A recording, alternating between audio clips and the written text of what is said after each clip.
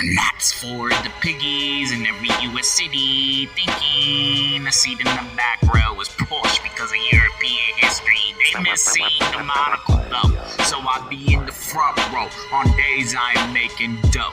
All alone, in the zone, on the phone, until the trailers go off the screen, along with all those production companies that never did a thing for me.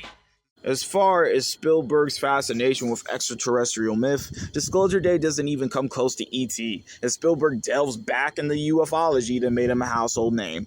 John Williams' score is too whimsical for such a deadpan film. A majority of the scenes focus on panning back and forth from the characters' faces with no real dialogue, and Cope's script hinges on context clues that are easy to unravel for any audience member that actually paid attention to the first 20 minutes.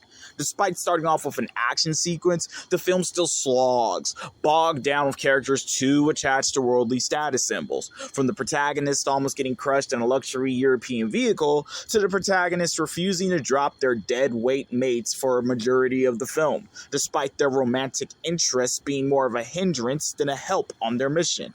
The beauty of Cope's script is his nods to classic films before this. There's an updated Chrysler car chase scene straight off the Blues Brothers, and some set-piece shenanigans which could be attributed to both Blazing Saddles and The Truman Show. Even the Snow White-isms that find blunt playing princess to random woods animals gets a pass.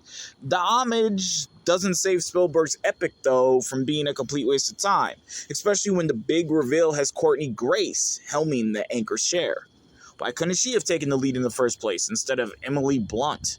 Spielberg's usage of non-Euro actors as background characters is about as annoying as his usage of drone cameras here to dizzyingly flip frames to a nauseating degree, especially when Priyanka Chopra or Elaine Bays carried way more star power than Eve Hewson, who resembles Monica Barbaro, Crime 101, so much here it was uncanny, but not to be mistaken as a good thing. It's great to see Coleman Domingo get his flowers by starring in an epic, but I'd rather watch Running Man or Dead Man's Wire again. The standard of an actor arriving needs to be revised after Disclosure Day, because who needs crossover appeal when the smaller films in this man's filmography far overshadow this big budget bullshit? If I want to watch a movie about the sacred language of mathematics, Darren Aronofsky Ben did that with Pi. Funny how a low-budget debut can easily trump this film equipped with all the bells and whistles. Doomsday Clock Countdown? I could check out Zack Snyder's Watchmen. Spielberg's pictured here just has far too much competition that covers the same subject matter while being far more entertaining than Disclosure Day. Films that take far more chances than Spielberg, playing it safe with his core demo of normie audiences that would rather believe in aliens, politics, religion, society, any and everything but themselves.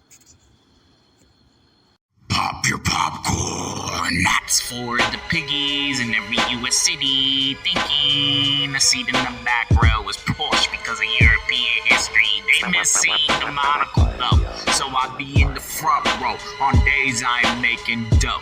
All alone, in the zone, on the phone, until the trailers go off the screen, along with all those production companies that never did a thing for me.